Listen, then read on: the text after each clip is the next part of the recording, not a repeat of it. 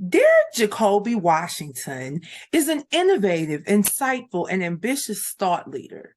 As the author of his inaugural work, Son, You Matter, Derrick hoped to encourage young Black and Brown boys to unlock the greatness that is already within them. Well, this evening, you're going to hear about a whole lot more. So stay tuned to hear from Derrick.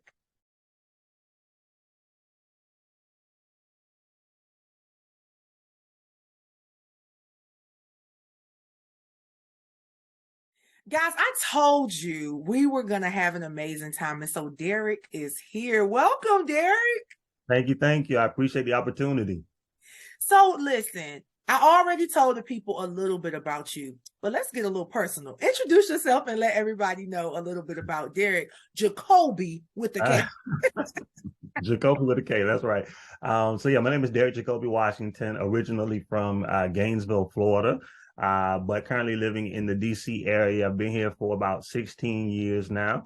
I have a workforce development background, but a newfound passion in writing, more specifically writing children's books. And that was kind of birthed out of just the senseless killing of George Floyd.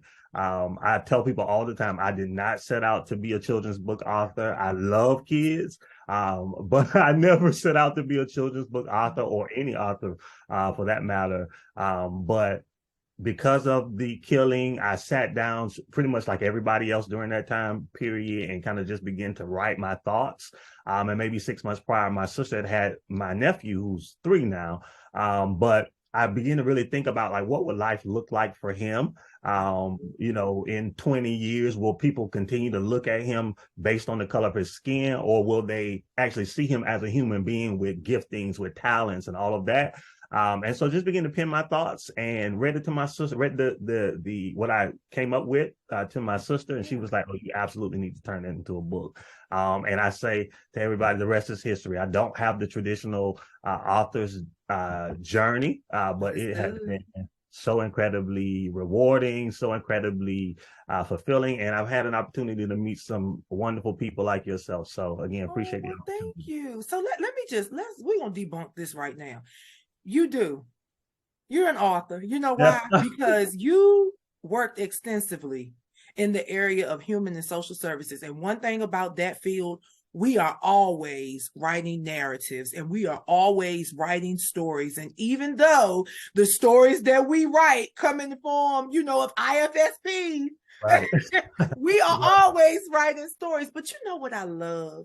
You that? consider yourself to be a people builder. And I think people have to understand when you have worked in human and social services and you're always constantly empowering other people with the skills needed to improve not just their quality of life, but their quality of life for themselves and their families, you tend to have to write stories and you have to recreate stories so that those stories aren't fatal. And so, Derrick, I thank you for your service to humanity and also to your service to literary work. So I have to, first, we got to go there before we start asking you all these formal questions.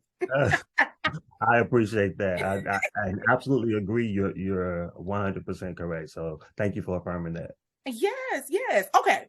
So you started off with your inaugural work, and that was The Son, You Matter. And you told us a little bit about that one. But now you have a new book that was just released like a couple of months ago, A Special Little Girl.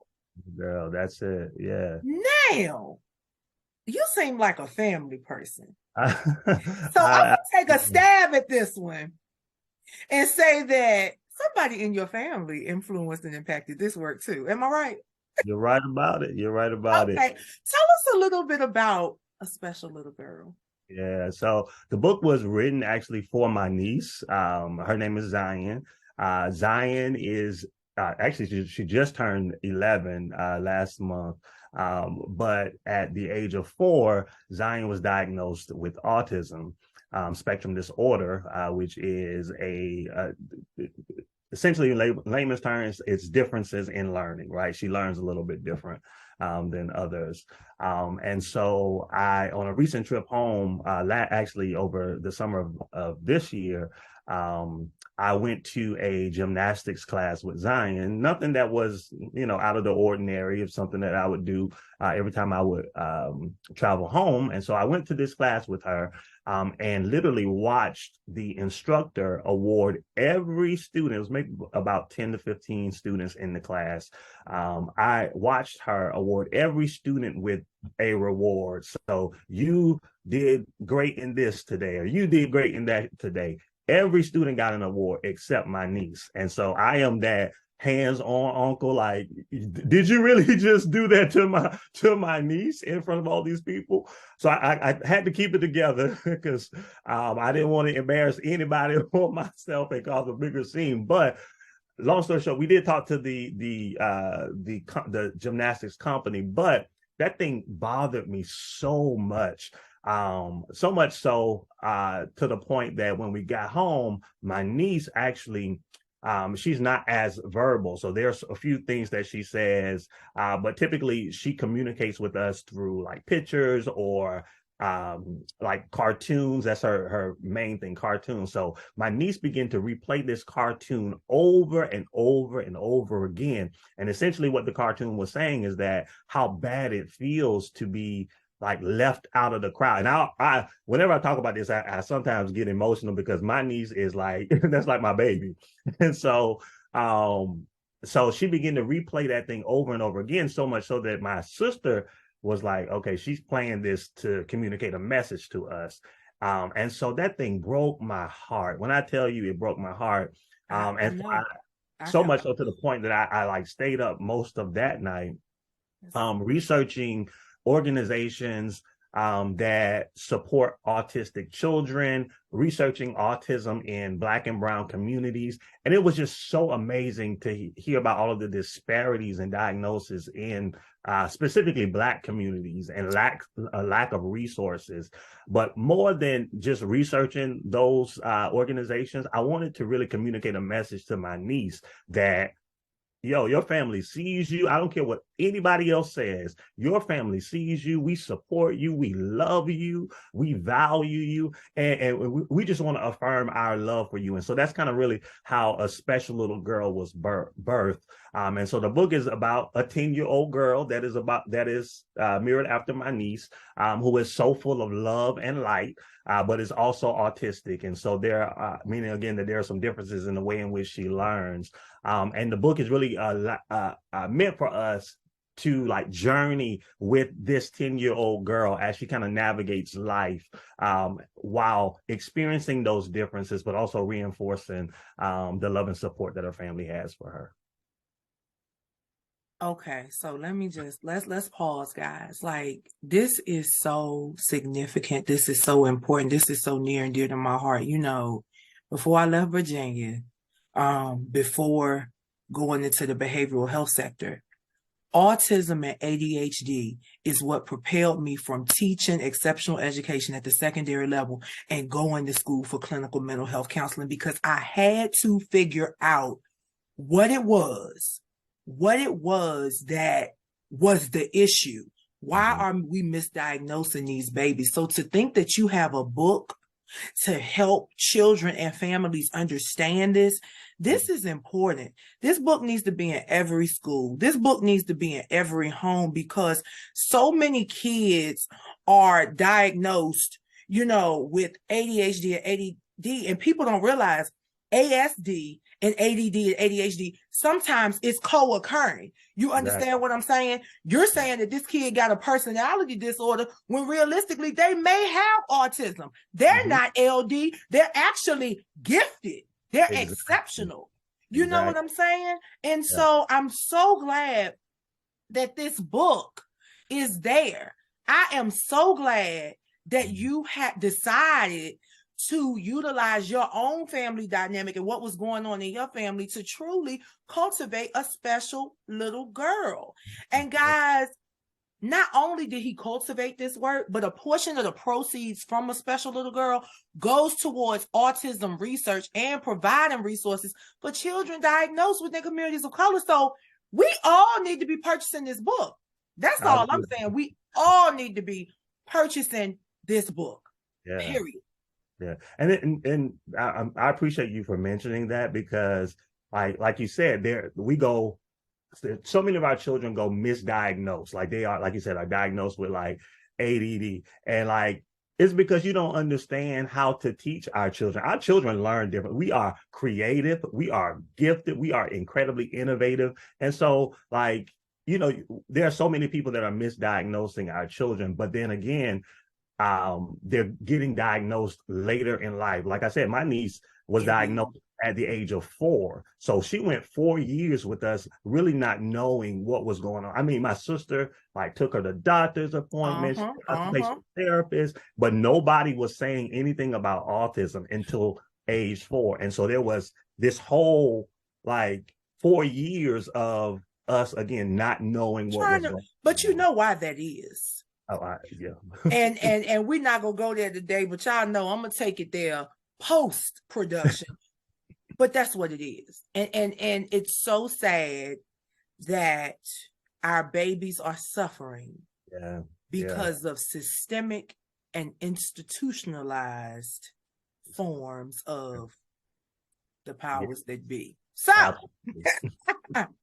so Derrick, what do you like to do when you're not writing and when you're not cultivating literary works? So I really am into physical fitness, mental fitness and wellness. Mm. I feel like, you know, we have one body to steward. Oh, And honey, yes, so Lord. I am doing my best to be a good steward over this temple that the good Lord has entrusted into my hands. And so that means like what I take in, I can't, you know, watch everything. I can't listen to everything. Like it's like making sure that my mental state is safe and sound because like you said, doing human service work is taxing. And so sometimes you have to step away from that in order to nourish yourself because in that profession we give out so much, right? And take on so much. And so you have to be able to kind of refresh yourself. And so I find my refreshing really in physical and mental fitness. I read a lot. I'm from Okay. the South. I don't know if you you can hear my accent. I think it's I've gotten I don't want to say gotten better because it's not a bad thing. Oh no, it's not. I embrace my Southern roots. But it's something about, look, it's something about when you get into the DMV area, you hear things so much, you start to emulate and mimic it, and you don't even trust Don't even me. realize it. I know. Because have you started putting the V in mother and brother yet? Have you?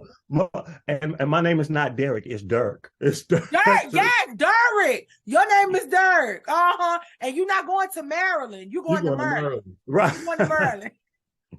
Yeah, so I do that without even knowing it. And whenever I'm talking to people from the South, they're like, "What are you saying? What are you Yeah, talking about?" Derrick. Yeah, Derrick. But being from the South, I also love to cook and bake, so Okay. I do that as well. Yes. Yeah, just anything that I can do to kind of just step away from like my Indeed. day-to-day routine and really Trust just me, I know. nourish and find rest or respite in those Yes. things. So Yes. Wow. So, Derrick, this is what we need to know. Let everybody know where they can purchase the books. We already know you had, what I'm saying, some awards on the Amazon and everything, but let everybody know where they can purchase the books, but also how they can just sew oh into yeah. what you're doing. Because I guess purchase the book, but I'm going to say purchase these books in bulk.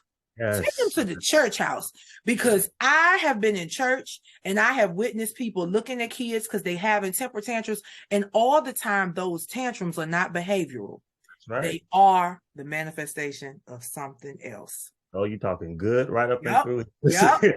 I know. Yeah. Yeah, it's the truth. It really is the truth. So the books are available online on Amazon, on barnesandnoble.com. You can also get them from walmart.com. But if you want to purchase in bulk, I encourage you to go to my website, djakobywashington.com. And you can get signed copies. We'll sign them to whoever you want to.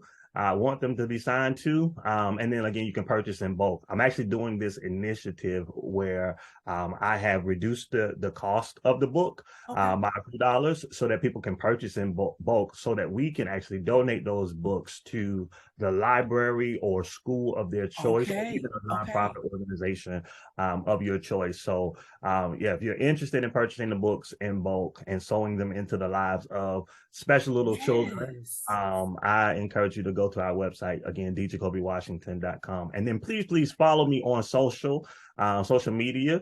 So my Facebook is Derrick Jakolby Washington, or you can reach out to me on Instagram. It's I am D Jakolby, and Twitter, Derrick_Jakolby.